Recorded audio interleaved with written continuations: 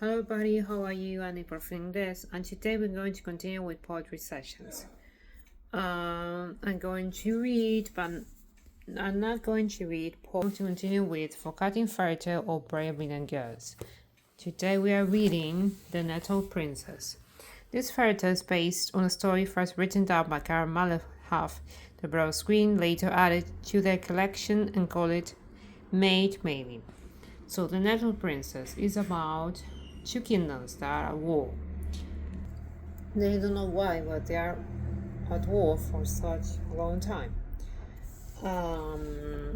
We have two people that are in love that belong to both of these kingdoms.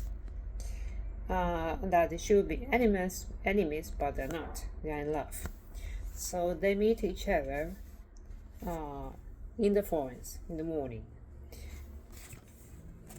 So I'm going to read one of the passage, one of this paragraph of this fairy tale. You can see her father here, and I'm going to read this part, locked her in a tower because her father wanted her to marry to a knight. She doesn't want it. She doesn't want that. She's in love with Hans.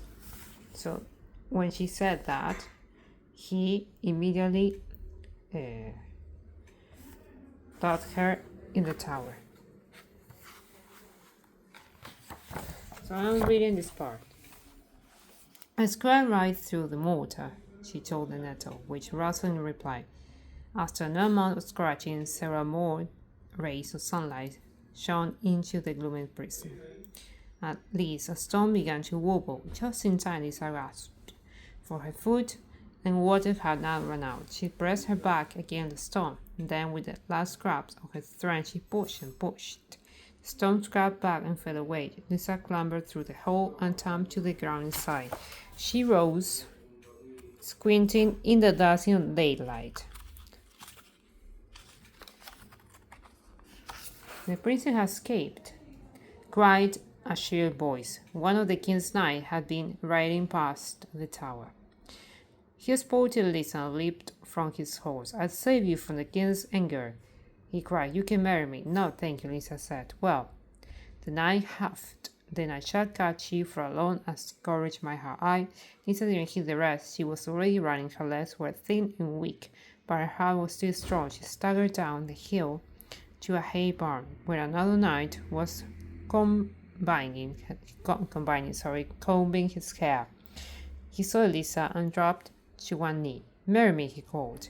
Lisa kept running across a meadow to a windmill, where a third knight sat polishing his chainmail. Marry me, he begged. Please. The knight chased Lisa to the thorns. She splashed through puddles, leaped fallen branches, and hid gasping among a patch of nettles. You can see in this picture that she escaped, and she is hidden among all these nettles.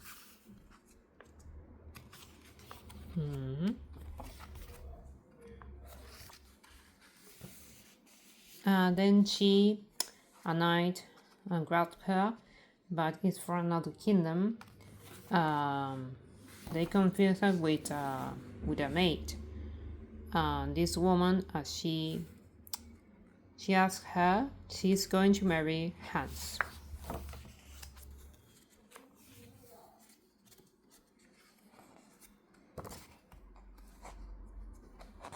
I'm going to read that part. That you can see here that Hans is not.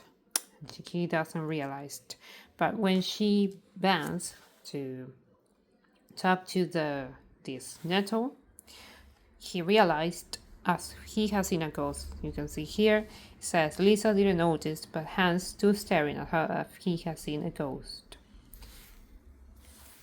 Here. The wedding ceremony was long and boring, and throughout it Hans kept gazing at his bride with the same look of confusion and fear. Scared her voice might give her away, Elisa barely said another word. Jonathan led her from the courtyard to the banqueting hall, but then Lady Olga was free. When Hans wasn't looking, she dragged Lisa into a side room. "Give me back my dress," she snapped, "and be gone." A minute later, Lady Olga sat beside her husband at the wedding feast. Hans looked even more bluff as he removed her and planted a sloppy kiss on his cheek. Lisa watched from the side room. She saw Hans lean over to his new bride and whisper in her ear. And the last piece of her heart crumbled to dust. As she fled, she saw she would never set foot in another palace. Here you can see her, that she's here again. With these plants, with this nettle.